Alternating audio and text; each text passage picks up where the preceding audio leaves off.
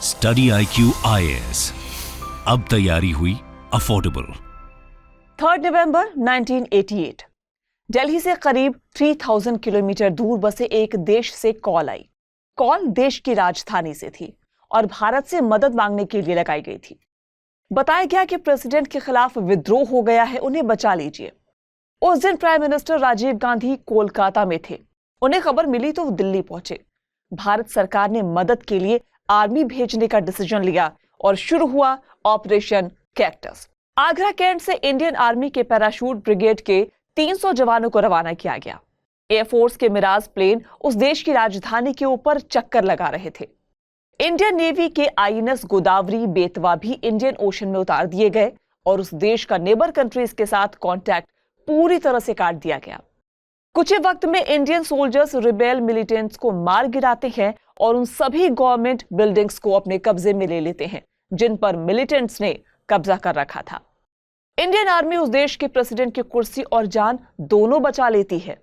इस तरह से ऑपरेशन कैक्टस खत्म होता है, लेकिन इसके बाद भी पॉलिटिकल स्टेबिलिटी बनाए रखने के लिए 100 इंडियन सोल्जर्स को अगले 1 साल तक वहीं डिप्लॉय किया गया। 1988 से अब आते हैं 2023 में। करीब 35 इयर्स बीत चुके हैं। जिस देश में ऑपरेशन कैक्टस हुआ था वो लंबे समय तक इंफ्रास्ट्रक्चर से लेकर डेली नीड्स की चीजों के लिए भी इंडिया पर डिपेंड रहा। लेकिन अब उसी देश में इंडिया आउट के नारे लग रहे हैं। कहा जा रहा है कि उस देश से इंडिया का दखल पूरी तरह से खत्म हो। इलेक्शन के रिजल्ट्स आ चुके हैं। इंडिया का खुलकर अपोज करने वाले और चाइना को फेवर करने वाले कैंडिडेट ने इलेक्शन में जीत हासिल की है। अब तक जिस देश का जिक्र हो रहा था उस देश का नाम है मालदीव, जहां इंडिया आउट का नारा देने वाले और एंटी इंडिया कैंपेन चलाने वाले मोहम्मद मोइजू ने जीत हासिल कर ली है। और इन रिजल्ट्स के साथ सवाल भी उठने लगे हैं कि क्या इंडिया ने इंडियन ओशियन में अपना एक इंपॉर्टेंट एली खो दिया है? क्या इंडियन ओशियन में इंडिया के डोमिनेंस में चाइना ने सेंध लगा दी है? सवाल यह भी है कि आखिर मालदीव में हो रहा presidential election India versus China कैसे हो गया? और सबसे इंपॉर्टेंट सवाल, क्या इस इलेक्शन रिजल्ट के बाद वाकई इंडिया मालदीव से आउट हो जाएगा? इन सब सवालों के जवाब तलाशेंगे आज के एपिसोड में। Welcome to study IQ। आप देख रहे हैं जियोपल्स। आपके साथ मैं हूं शिवानी और आज के एपिसोड में बात होगी मालदीव के इलेक्शन रिजल्ट की और समझने की कोशिश करेंगे कि 300 स्क्वायर किलोमीटर में बसे इस देश का इलेक्शन एशिया के 2 सुपर पावर्स के लिए नाक का सवाल क्यों बन गया था।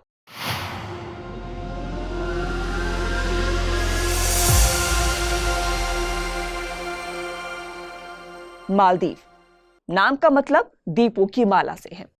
मतलब वो देश जो कई द्वीपों यानी आइलैंड्स का एक ग्रुप है।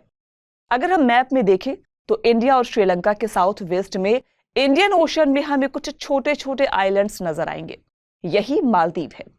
इंडियन ओशन में बसा ये छोटा सा देश 1200 आइलैंड्स की एक चेन है। इन 1200 आइलैंड्स में से केवल 200 ही इनहैबिटेबल है। मालदीव की टोटल पॉपुलेशन 5,22,000 है और यहां रहने वाली 98% पॉपुलेशन मुस्लिम है। मालदीव की आधे से ज्यादा पॉपुलेशन कैपिटल सिटी माले में रहती है। इंडिया और श्रीलंका नेबर कंट्रीज हैं, लेकिन मालदीव की जमीन किसी से भी नहीं लगती। जैसा कि आप मैप में देख चुके हैं, मालदीव चारों तरफ से ओशन से घिरा हुआ है। मालदीव इंडियन टूरिस्ट के फेवरेट डेस्टिनेशंस में से एक है और इंडिया के साथ काफी पुराने कल्चरल रिलेशन रहे हैं। इंडिया और श्रीलंका की तरह मालदीव भी ब्रिटेन की कॉलोनी हुआ करता था। 1965 में मालदीव को आजादी मिली। 3 इयर्स के बाद रेफरेंडम हुआ और सुल्तान का रूल खत्म कर प्रेसिडेंट का पोस्ट क्रिएट किया गया। पहले प्रेसिडेंट बने इब्राहिम नासिर और नेक्स्ट 10 इयर्स वो इस पोस्ट पर बने रहे। 1978 में नासिर की जगह मोमून अब्दुल गयूम मालदीव के प्रेसिडेंट बने और वो 1978 से 2008 तक मालदीव के प्रेसिडेंट की कुर्सी पर काबिज रहे। गयूम के 30 इयर्स के टेन्योर में इंडिया और मालदीव के रिलेशंस काफी अच्छे रहे। इसके पीछे एक वजह है इंडियन आर्मी का ऑपरेशन कैक्टस। इस एपिसोड की शुरुआत में हमने आपको ऑपरेशन कैक्टस की जो कहानी सुनाई वो अब्दुल गयूम के ही टेन्योर की है। इंडिया ने अपने सोल्जर्स भेजकर अब्दुल गयूम को बचाया था, तो जब तक गयूम रहे तब तक मालदीव में इंडिया का अच्छा खासा प्रभाव रहा। गयूम के 30 इयर्स के टेन्योर में 6 बार इलेक्शन हुए, हर बार वही जीते क्योंकि वही इकलौते कैंडिडेट ही होते थे। 2008 में मालदीव में फर्स्ट टाइम डेमोक्रेटिकली इलेक्शन हुए, यानी पब्लिक के पास गयूम के अलावा दूसरा ऑप्शन भी था। पब्लिक ने इस बार दूसरा ऑप्शन ही चुना। मालदीवियन डेमोक्रेटिक पार्टी के लीडर मोहम्मद नशीद ने गयूम को हरा दिया। इस तरह से मोहम्मद नशीद पहले डेमोक्रेटिकली इलेक्टेड प्रेसिडेंट बने, लेकिन ज्यादा दिन टिके नहीं। 2012 में उन्होंने एक जज को अरेस्ट करने का ऑर्डर दिया था, जिसके बाद उनके खिलाफ प्रोटेस्ट शुरू हो गए। उन्हें रिजाइन करना पड़ा। बाद में नशीद ने कहा कि उनसे फोर्सफुली रिजाइन कराया गया था। नशीद के बाद वाइस प्रेसिडेंट वाहिद प्रेसिडेंट बने। 2013 में फिर से प्रेसिडेंशियल इलेक्शन हुए और इस बार जीत हुई अब्दुल्ला यामीन की। अब्दुल्ला यामीन फॉर्मर प्रेसिडेंट गयूम के सौतेले भाई हैं। अब्दुल्ला यामीन के प्रेसिडेंट बनते ही मालदीव में चीजें बदलने लगी, इंटरनल भी और एक्सटर्नल भी।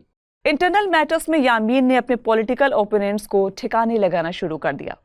फरवरी 2015 में नशीद को अरेस्ट कर जेल भेज दिया गया।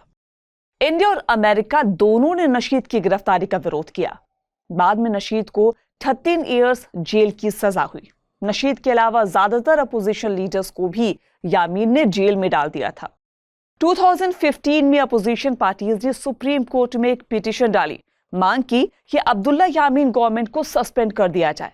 सुप्रीम कोर्ट ने यामीन गवर्नमेंट को तो बर्खास्त नहीं किया, लेकिन जेल में बंद कई लीडर्स को रिहा करने का आदेश जरूर दे दिया। सुप्रीम कोर्ट ने 12 पार्लियामेंट मेंबर्स की मेंबरशिप बहाल करने का आदेश दिया, जिनकी मेंबरशिप खत्म कर दी गई थी। अब अपोजिशन पार्टीज मेजॉरिटी में थी।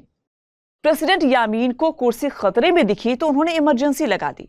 सुप्रीम कोर्ट के ऑर्डर को मानने से इनकार कर दिया। जेल में बंद अपोजिशन लीडर्स को रिहा करने के बजाय जो अपोजिशन लीडर्स बाहर थे उन्हें भी अरेस्ट कर लिया गया। यामीन ने अपने सौतेले भाई और फॉर्मर प्रेसिडेंट गयूम को भी अरेस्ट करवा दिया। अब्दुल्ला यामीन ने पार्लियामेंट को बर्खास्त कर दिया और आर्मी को आदेश दिया कि अगर सुप्रीम कोर्ट इम्पीचमेंट लाने की कोशिश करता है तो उसे रोका जाए। यामीन की इमरजेंसी के खिलाफ मोहम्मद नशीद ने इंडिया और अमेरिका से डेमोक्रेसी रिस्टोर करने में मदद की अपील की। नशीद लगातार चाइना से सतर्क रहने की बात कह रहे थे, जबकि यामीन को चाइना का फुल सपोर्ट था। 2012 तक चाइना की माले में एम्बेसी तक नहीं थी, लेकिन यामीन के आने के बाद चाइना ने मालदीव के लिए भी पॉलिसी अपनाई जो पाकिस्तान और श्रीलंका के लिए थी। चाइना ने मालदीव में पानी की तरह पैसा बहाया, खूब इन्वेस्ट किया, खूब लोन भी दिया। एक समय मालदीव के कुल डेट में 70% हिस्सेदारी चाइना की थी। 2016 में मालदीव ने चाइनीज कंपनी को एक आइलैंड महज $40 लाख में 50 साल की लीज पर दे दी।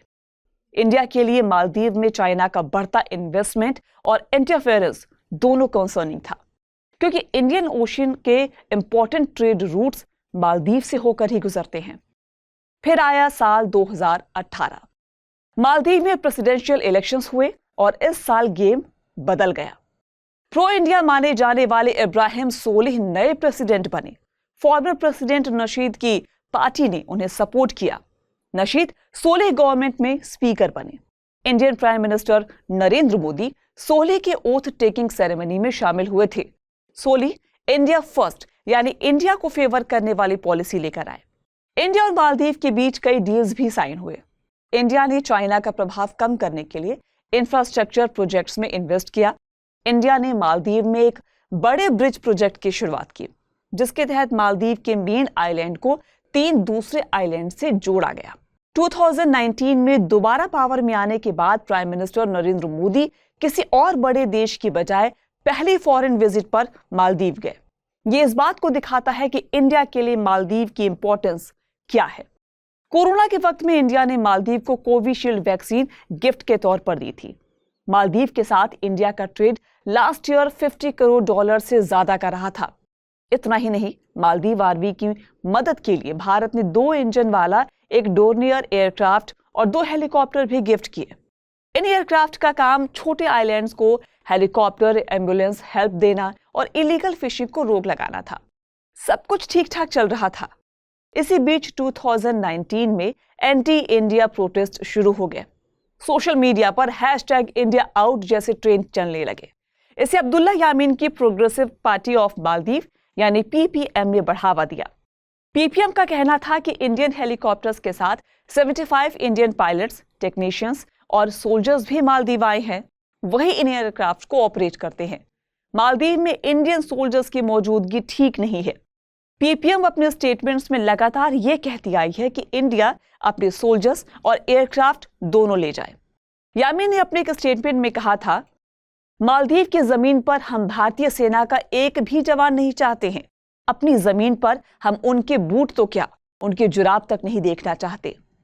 यामीन की पार्टी मालदीव में इंडियन सोल्जर्स की मौजूदगी को मालदीव की सॉवरेनिटी के लिए खतरा बताती रही और यही आगे चलकर गेम चेंजर इशू भी साबित हुआ। नवंबर 2021 में यामीन को करप्शन के केस में 5 साल की सजा हुई, लेकिन महीने भर में ही यामीन को सुप्रीम कोर्ट से रिहाई मिल गई। यामीन की रिहाई के बाद उनकी पार्टी पीपीएम ने ऑफिशियल स्टेटमेंट जारी किया। इसमें अपने लीडर की रिहाई पर खुशी जताने के साथ एक हैशटैग भी लिखा था, #IndiaOut। जेल से बाहर आते ही यामीन ने पूरे मालदीव में एंटी इंडिया कैंपेन शुरू कर दिया। यामीन की तस्वीरों के साथ #IndiaOut पूरे सोशल मीडिया पर दिखने लगा। कैपिटल सिटी माले के काउंसिल इलेक्शन में इसका असर भी देखने को मिला था। दिसंबर 2021 में हुए काउंसिल इलेक्शंस में यामीन के पार्टी पीपीएम को जीत मिली। यामीन के करीबी माने जाने वाले मोहम्मद मोइजू माले के मेयर बने। माले काउंसिल का इलेक्शन रिजल्ट मालदीव में बदलती हवा को इंडिकेट कर रहा था, क्योंकि माले में ही मालदीव के करीब आधी आबादी रहती है और इस इंडिकेशन का रिजल्ट सितंबर 2023 में हुए प्रेसिडेंशियल इलेक्शन में भी देखने को मिला, जब पीपीएम के presidential candidate Mohamed Muizzu election जीतने में कामयाब रहे। वही मोहम्मद मोइजू जो 2021 में माले के मेयर बने थे, उन्हें अब्दुल्ला यामीन की पार्टी ने प्रेसिडेंशियल इलेक्शन में उतारा था। यामीन करप्शन केस में सजा होने की वजह से इलेक्शन नहीं लड़ सकते थे, इसीलिए मोइजू को लाया गया। अब सवाल यहां यह उठता है कि क्या इंडिया आउट पॉसिबल है? मोइजू का पूरा कैंपेन इंडिया को मालदीव से बाहर निकालने पर आधारित था। यही वजह है कि रिजल्ट को इंडिया के लिए अच्छा नहीं माना जा रहा, क्योंकि मालदीव लंबे समय तक इंडिया के प्रभाव में रहा है। मालदीव के जरिए इंडिया इंडियन ओशियन के एक बड़े और प्रमुख हिस्से पर निगरानी रखने में सक्षम था। चाइना लगातार इस रीजन में घुसने की कोशिश करता रहा है, जबकि इंडिया उसे यहां से बाहर ही रखना चाहता है। लेकिन मालदीव के इलेक्शन रिजल्ट्स इंडिया के लिए झटके की तरह है, क्योंकि मोइजू का झुकाव चाइना की तरफ है। यामीन की पार्टी के पावर में आने का मतलब है कि उनकी पॉलिसीज भी वापस आएंगी जो चाइना के ज्यादा करीब थी। माना जा रहा है कि इंडियन सोल्जर्स को वापस भेजा जा सकता है और इंफ्रास्ट्रक्चर प्रोजेक्ट्स में लगी इंडियन कंपनियों को मिले टेंडर की जांच हो सकती है। यह भी हो सकता है कि इन्हें चाइनीज फर्म्स को दे दिया जाए।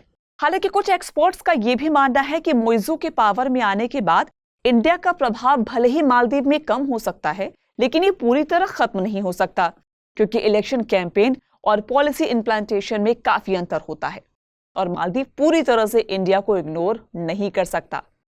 इंडिया की हेल्प से जो डेवलपमेंट प्रोजेक्ट चल रहे हैं वो चलते ही रहेंगे। इनकी स्पीड कम जरूर हो सकती है। साथ ही नए प्रोजेक्ट्स के लिए मालदीव गवर्नमेंट इंडिया के बजाय चाइना को ज्यादा तरजीह दे सकती है। लेकिन ध्यान देने वाली बात यह होगी कि क्या मोइजू यामीन की गलतियों को दोहराएंगे? ये सवाल इसलिए भी है क्योंकि मालदीव पर चाइना का $3.4 अरब का कर्ज है और चाइना के डेट का नेबर कंट्री श्रीलंका ने किस तरह खामियाजा भुगता है, ये सबके सामने है। ऐसे में हो सकता है कि मोइजू वो गलतियां दोहराने से बचे जो यामीन ने की। बावजूद इसके ये कहने में कोई कंफ्यूजन नहीं है कि मालदीव के जरिए चाइना इंडियन ओशन में एक इंपॉर्टेंट प्लेयर बन गया है। आज के जियो पल्स में इतना ही। आपको हमारा यह एपिसोड कैसा लगा हमें जरूर बताइए। नेक्स्ट एपिसोड में किसी नए टॉपिक के साथ आपसे फिर मुलाकात होगी। तब तक अपना ख्याल रखिए। Good bye. Study IQ IAS अब तैयारी हुई अफोर्डेबल।